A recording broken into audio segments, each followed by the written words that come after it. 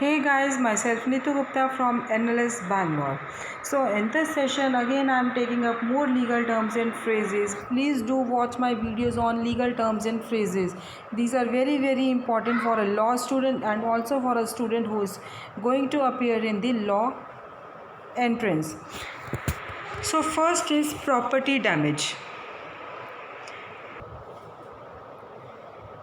अगर आपकी प्रॉपर्टी पे कोई पर्सनल प्रॉपर्टी है या रियल प्रॉपर्टी है, वहाँ पे कोई नुकसान हो रहा है दूसरे की गलती की वजह से या विलफुली वो आपकी प्रॉपर्टी को डिस्ट्रॉय करता है या आपकी प्रॉपर्टी नेचुरली किसी नेचर की वजह से डिस्ट्रॉय हो गई है, that is a property damage.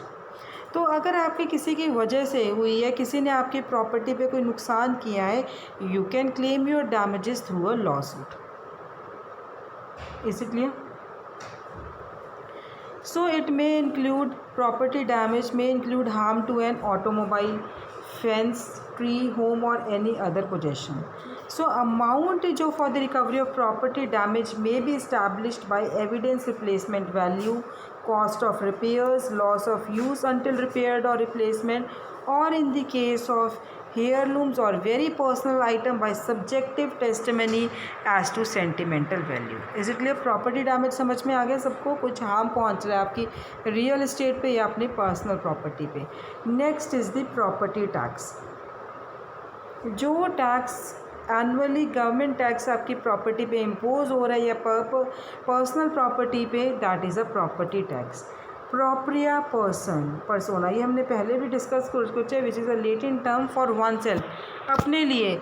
For example, for your case you are not hiring any advocate, आप ही अपने केस के लिए कोर्ट में अपीयर हो रहे हो। Is it clear? Proprietary it refers to the ownership.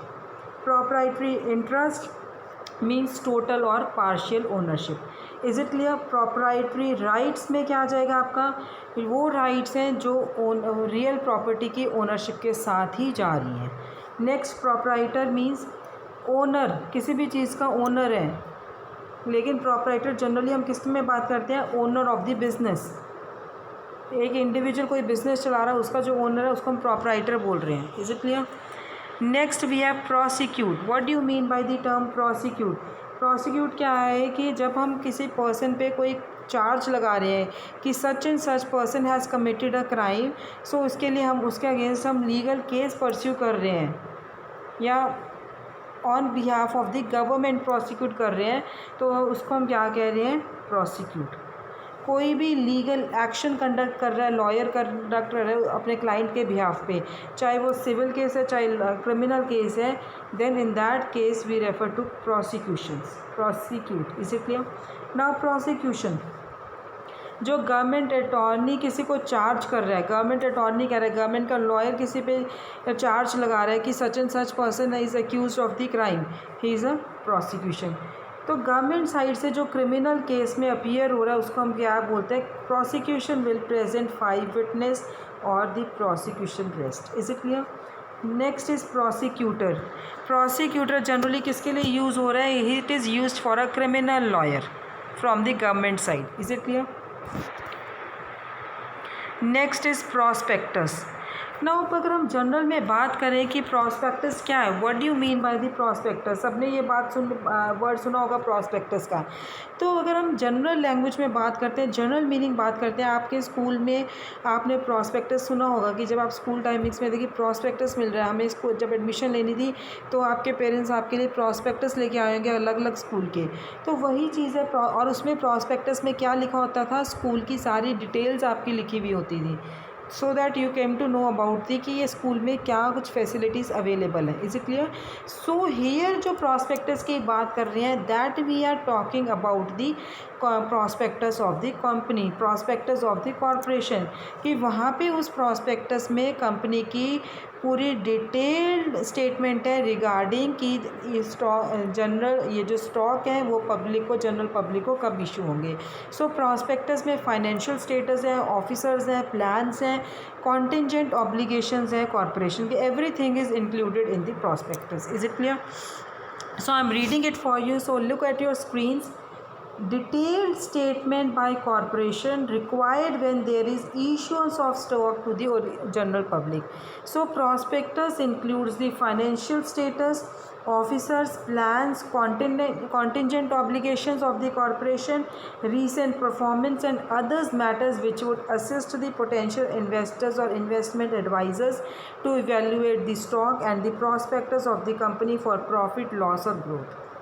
Is it clear? So हर एक जो पोटेंशियल परचेजर है शेयर्स का नए स्टॉक के, they must receive a copy of the prospectus even though they are difficult to understand. So offerings to the public of limited partnership interest may require that a prospectus be prepared and delivered to each investor. Is it clear? Next is a prostitute. Prostitute भी सबने सुना होगा.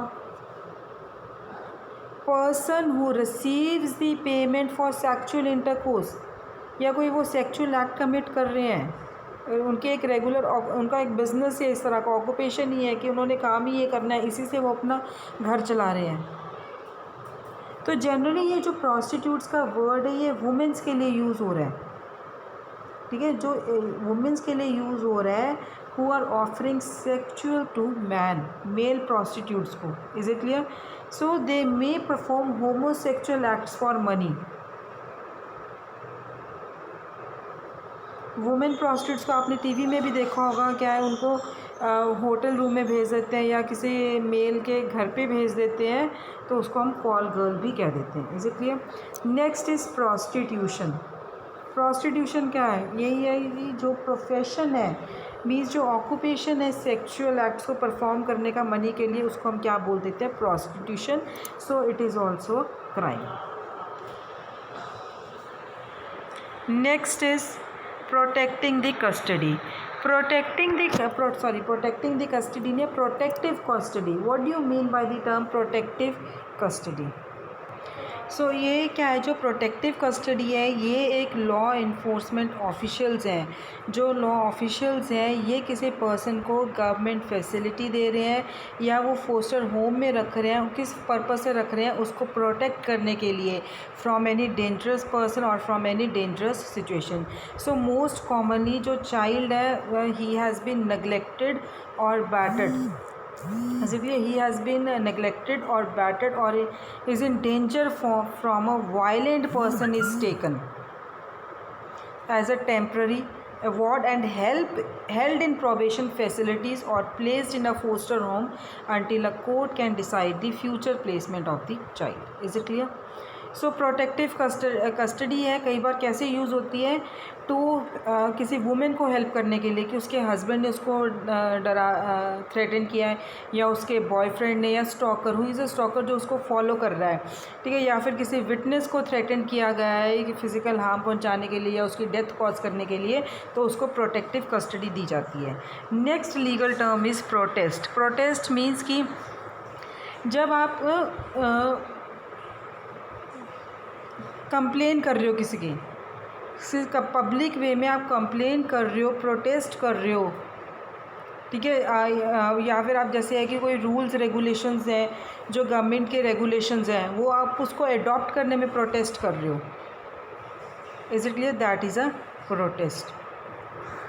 Next is proof.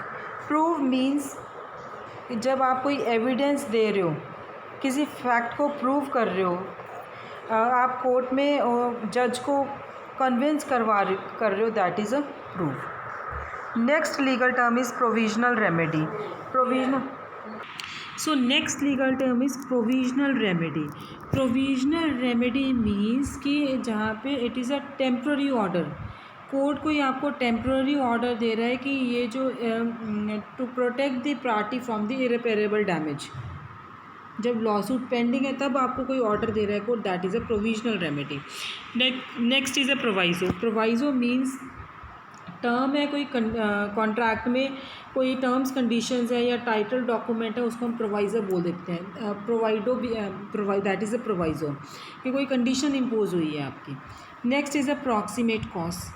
Proximate cause means कि ये जो proximate in this sense कि इस आपके नेग्लिजेंस की वजह से ये एक्ट कॉज हो सकता है, इसके ये रिजल्ट्स हो सकते हैं, that is a proximate cause. Is it clear? So let me read for you. So look at your screens.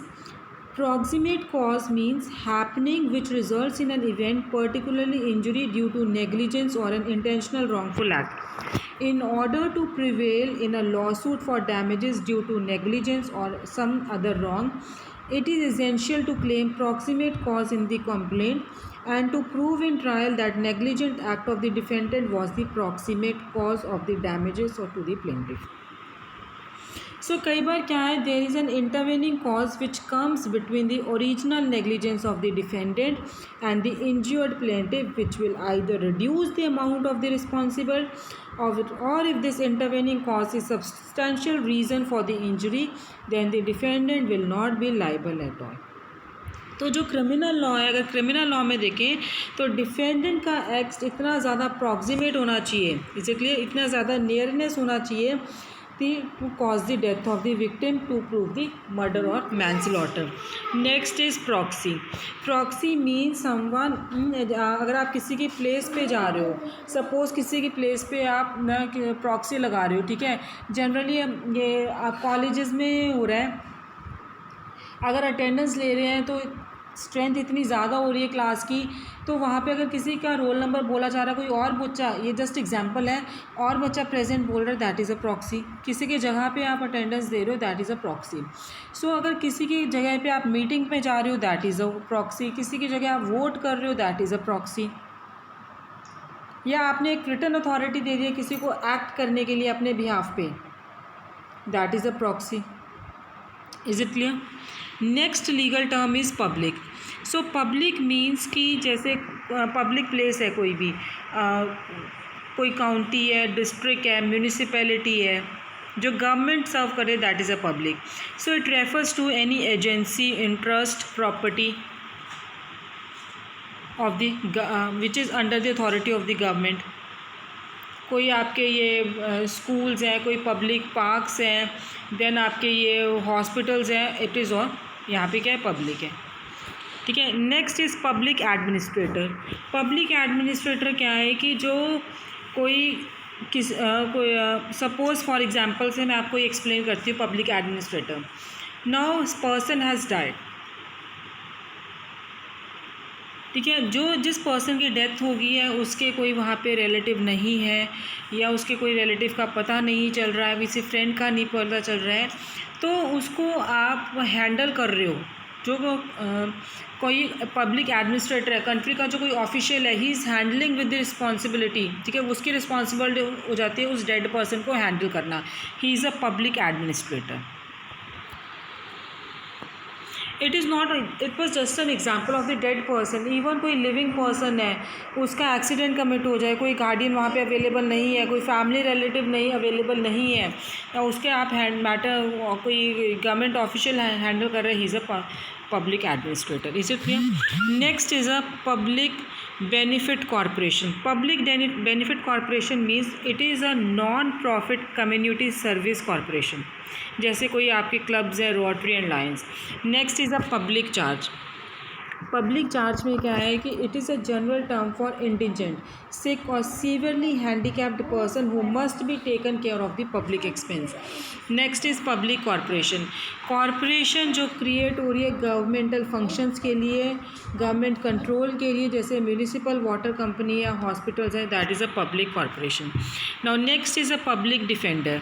Public defender means कोई पब्लिक ऑफिशियल अपॉइंट हुआ है, ठीक है, तो पब्लिक डिफेंडर क्या है कि कोई पब्लिक ऑफिशियल अपॉइंट किया गया है रेगुलर बेसिस पे, ठीक है, कोर्ट ने उनको कोई काम असाइन किया है कि उन लोगों को डिफेंड करना है who are accused of the crimes, who can not, वो प्राइवेट अटॉर्नी नहीं अफोर्ड कर सकते हैं, ठीक है, तो that is a public defender.